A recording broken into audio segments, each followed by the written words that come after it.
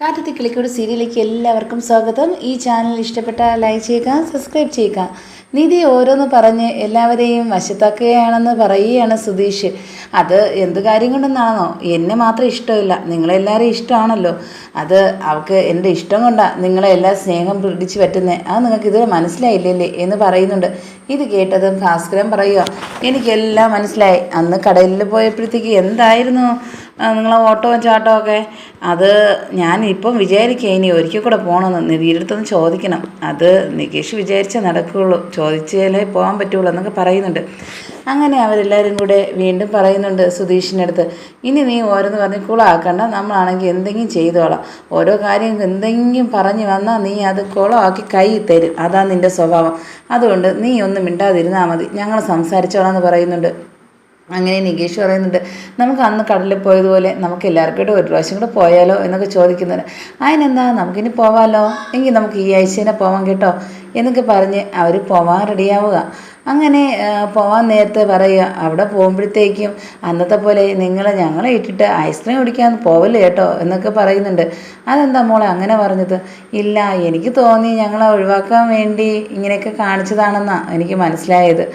അത് മോളെ തോന്നല എന്നൊക്കെ പറഞ്ഞിട്ട് പോകുന്നുണ്ട്.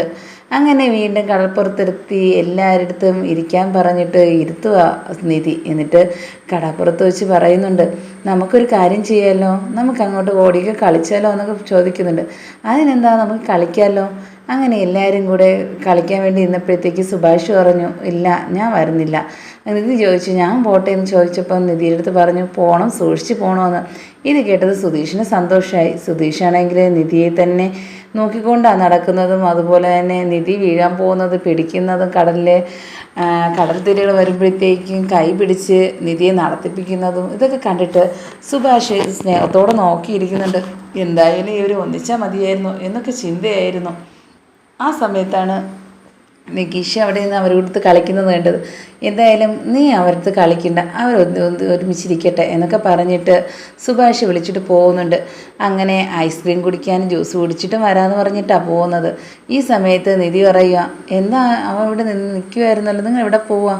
അത് ഞങ്ങളിപ്പം വരാന്നേ എന്ന് പറഞ്ഞിട്ട് വീണ്ടും പോകുന്നുണ്ട്. അങ്ങനെ അവർ നടന്ന് പോകുന്നതൊക്കെ കണ്ടിട്ട് സുഭാഷ് പറയുക, നോക്കിക്കേ, വീണ്ടും അച്ഛൻ അവിടെ വന്നു.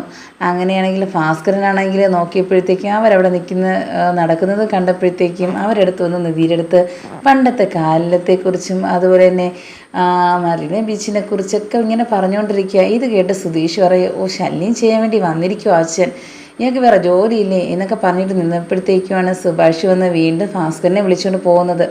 ഈ സമയത്ത് സുധീഷ് പറയുക, താങ്ക്സ് എന്നൊക്കെ പറയുക സുഭാഷിൻ്റെ അടുത്ത്. എന്തായാലും ശല്യം ചെയ്യാൻ പോയല്ലോ എന്നൊരു ഉദ്ദേശത്തോടെ. എന്നാലും ഇങ്ങനെ സംസാരിച്ചിട്ട് പോയപ്പോഴത്തേക്കും സുധീഷ് ചോദിക്കുന്നുണ്ട്, എൻ്റെ അടുത്ത് ഇഷ്ടം തോന്നുന്നില്ലേ? ഇത് ചോദിക്കാനാണോ നടക്കാമെന്ന് പറഞ്ഞത്? എനിക്ക് ഇഷ്ടമെന്ന് വെച്ചാൽ എല്ലാവരെ പോലെ ഇഷ്ടമാണ്, അല്ലാതെ വേറെ ഒന്നുമില്ല എന്ന് പറയുകയും ചെയ്യുന്നുണ്ട്. അങ്ങനെയാണെങ്കിൽ ഭാസ്കരനാണെങ്കിൽ നടന്ന് ഒരിടത്ത് പോയി ഇരിക്കുക, ഒരു തെങ്ങിൻ്റെ ചോട്ടിലിരിക്കുക. ഇരുന്നപ്പോഴത്തേക്കും അയ്യോ, എനിക്ക് ഒരിടം ഇരിക്കാൻ പറ്റൂല, ഞാനിത് അവരോട് സംസാരിച്ചതും കുറ്റം, കൂടെ വന്നാലും കുറ്റം, എല്ലാം എന്നൊക്കെ പറഞ്ഞുകൊണ്ടിരുന്നപ്പോഴത്തേക്കും ഒരു അപ്പൂപ്പൻ അതുവഴി വരുന്നുണ്ട്. അവിടെയാണെങ്കിൽ കുടിക്കാൻ വേണ്ടി എന്തെങ്കിലും സാധനം ഉണ്ടോ എന്നൊക്കെ അന്വേഷിക്കാൻ വേണ്ടി ആരെയും കുടിക്കുന്നവരുണ്ടോ എന്ന് നോക്കി നടക്കുകയായിരുന്നു. അങ്ങനെ ആയപ്പോഴത്തേക്കും അവിടെ നിന്ന് ഒരപ്പൂപ്പൻ കൊണ്ട് കുറച്ച് മദ്യം കൊടുക്കുകയാണ്. ഇത് കൊടുത്ത് അങ്ങനെ ഭാസ്കരൻ വേണ്ടി കുടിക്കാൻ വേണ്ടി നിൽക്കുമ്പോഴത്തേക്കാണ് ബേക്കിൽ പോലീസ് നിൽപ്പുണ്ടായിരുന്നു.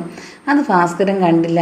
അങ്ങനെ ഭാസ്കരനെ പോലീസ് പിടിച്ചുകൊണ്ട് പോകുന്നത് കണ്ട് നിധിയും നിതീഷ് എല്ലാവരും കൂടെ ഓടി വരുന്നുണ്ട്. എന്താ കാര്യം? അതോ കടപ്പുറത്തിരുന്ന് മദ്യപിക്കുക, അതൊക്കെ നല്ല ശീലമാണോ എന്നൊക്കെ പറഞ്ഞിട്ട് അങ്ങനെ നിധിയാണെങ്കിൽ കാല് പിടിക്കും പോലെ പോലീസിനടുത്ത് പറയുക, എന്തായാലും തെറ്റ് പറ്റിയത് അങ്ങനെയൊന്നുമല്ല എന്നൊക്കെ പറഞ്ഞിട്ട് അങ്ങനെ പോലീസ് വെറുതെ വിടുന്നുണ്ട്. എന്നാൽ എല്ലാവർക്കും ദേഷ്യം കൊണ്ട് ഇരിക്കാൻ വയ്യായിരുന്നു. എന്നിട്ട് നിധിയാണെങ്കിൽ ദേഷ്യപ്പെടുന്നുണ്ട്, നിങ്ങൾ മദ്യപിക്കാനാണോ ഇവിടെ എല്ലാവരുമായിട്ട് വന്നത് എന്നൊക്കെ ചോദിക്കുന്നുണ്ട്. എല്ലായിടും നാണം കെടുത്തലാണല്ലേ ഈ പരിപാടി? കുറേ നല്ല കാര്യങ്ങൾ പറഞ്ഞപ്പോൾ വിചാരിച്ചു നല്ല നീറ്റാണെന്ന്, പക്ഷേ ഇങ്ങനത്തെ സ്വഭാവമാണല്ലോ, എവിടെയെങ്കിലും പോയാലും ഇത് മദ്യപാനം തന്നെയല്ലേ എന്നൊക്കെ പറഞ്ഞ് കുറേ വഴക്ക് പറയുന്നുണ്ട്. ഇത് കേട്ടിട്ട് ഭാസ്കരൻ ഒന്നും മിണ്ടാതെ നിൽക്കുന്നുണ്ട്. എന്നിട്ട് തിരിച്ച് വീട്ടിലേക്ക് കൊണ്ടുവരികയാണ്. വീട്ടിലേക്ക് വന്നപ്പോഴത്തേക്കും എല്ലാവരുമായിട്ട് അതുപോലെ തന്നെ ഭാസ്കരൻ്റെ അടുത്ത് ദേഷ്യത്തിൽ നിൽക്കുക.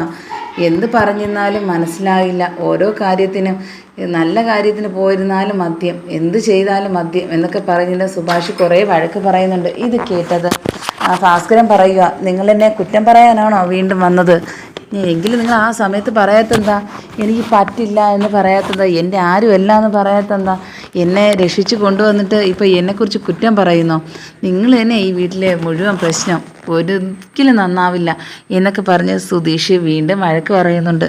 എന്നാൽ ഭാസ്കരൻ ഇതെല്ലാം സഹിച്ച് പുറത്ത് നിൽക്കുമ്പോഴെങ്കിൽ നിൽക്കുക, അതെല്ലാം നിധിയെ കരുതിയ, അല്ലെങ്കിൽ ഒന്നും പറയാൻ അറിഞ്ഞൂടാത്ത ആളൊന്നും അല്ല ഭാസ്കരൻ. ഇത് കേട്ടിട്ട് നിധി പറയുന്നുണ്ട്, എന്തായാലും ഇത് ഇന്ന് ചെയ്തത് വളരെ തെറ്റായിപ്പോയി. നമ്മളെല്ലാവരും കൂടെ നല്ലൊരു കാര്യത്തിന് പോയപ്പോഴത്തേക്കും അവിടെ എന്തൊക്കെയാണ് കാണിച്ചു കൂട്ടിയത്. ഞങ്ങൾക്കാണെങ്കിൽ സങ്കടം വന്നു വരണോ എന്ത് ചെയ്യണമെന്ന് അറിയാത്തൊരവസ്ഥയായിരുന്നു.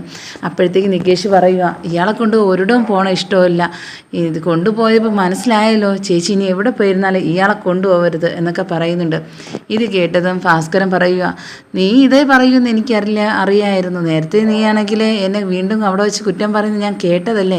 എന്നെ എങ്ങനെയൊക്കെ നീ ദ്രോഹിക്കാൻ പറ്റുമോ അതൊക്കെ നീ ഇപ്പം ചെയ്തുകൊണ്ടിരിക്കുകയോ, എനിക്കെല്ലാം മനസ്സിലാവുന്നുണ്ട് എന്ന് പറയുന്നുണ്ട് നികേഷ്. ഇത് കേട്ടതും സുധീഷ് പറയുക, അത് തന്നെ, ഇനി ഞങ്ങൾ ഒരിടത്ത് പോയിരുന്നാലും നിങ്ങളെ കൊണ്ടുപോകണ ഒരു പ്രശ്നവുമില്ല എന്നൊക്കെ പറഞ്ഞ് വഴക്ക് പറയുന്നുണ്ട്. ഈ വീട്ടിലെ എല്ലാ പ്രശ്നത്തിനും കാരണമായിട്ടുള്ള ഒരാളുണ്ട്, ഭാസ്കരൻ എന്ന് പറഞ്ഞ പേരുള്ള ഒരാൾ എന്നൊക്കെ പറഞ്ഞിട്ട് സുഭാഷും വിട്ടുകൊടുത്തില്ല. അങ്ങനെ ഇത് കേട്ടിട്ട് ദേഷ്യം വന്ന് ഭാസ്കരൻ പുറത്തേക്ക് പോവാനല്ലേ അറിയുള്ളൂ ഒരു സൈക്കിളും എടുത്ത് എന്നൊക്കെ വീണ്ടും കളിയാക്കും പോലെ പറയുക സുധീഷ്.